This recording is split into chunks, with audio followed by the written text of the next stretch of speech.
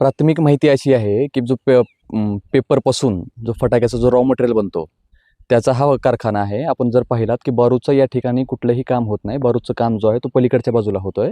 आणि प्राथमिक माहिती अशी आहे आमच्याकडे की सकाळी शॉर्ट सर्किटमुळं या ठिकाणी एका पेपर्सला आग लागली आणि त्या आगीमुळं ती अनियंत्रित झाली. त्याच्यामुळे पूर्ण फॅक्टरीमध्ये जे इथले आहे ते आग नियंत्रणात आली नाही. तात्काळ आम्ही अग्निशामक दलांना सगळ्यांनी मिळून संपर्क केला. निलंगा अग्निशामक, लातूर, औसा या तिन्ही अग्निशामक दलांनी वेळेवर धाव घेऊन या ठिकाणी आले. जास्त काही नुकसान न होता जवळपास मशीन एक 10-15 लाखाच्या, 10-12 लाखाच्या आणि माल जवळपास 5-7 लाखाचा असा होता. त्यामुळे जास्त नुकसान झालं नाही. आणि यापेक्षा महत्त्वाची बाब म्हणजे अशी आहे की कोणत्याही व्यक्तीला किंवा कोणत्याही महिलेला या ठिकाणी इजा झाली नाही. हा आमच्यासाठी सगळ्यात मोठी गोष्ट आहे. जे की सकाळचं कामाचा वेळ होता, त्या कामाच्या वेळेमध्ये जवळपास 10 ते 12 महिला या ठिकाणी आलेल्या होत्या. 5-6 मध्ये होत्या, 7-8 महिला मध्ये होत्या आणि बाकीच्या महिला बाहेरचं थोडंसं मटेरियल ते मध्ये घेत होते.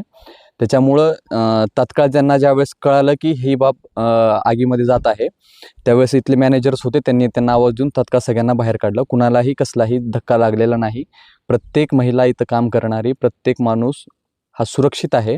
फक्त नुकसान आपण पाठीमागे जर पाहिलं की फक्त या पेपर फॅक्टरीमुळं फक्त आग ही लवकर धरली त्याच्यामुळं नुकसान झालेलं आहे.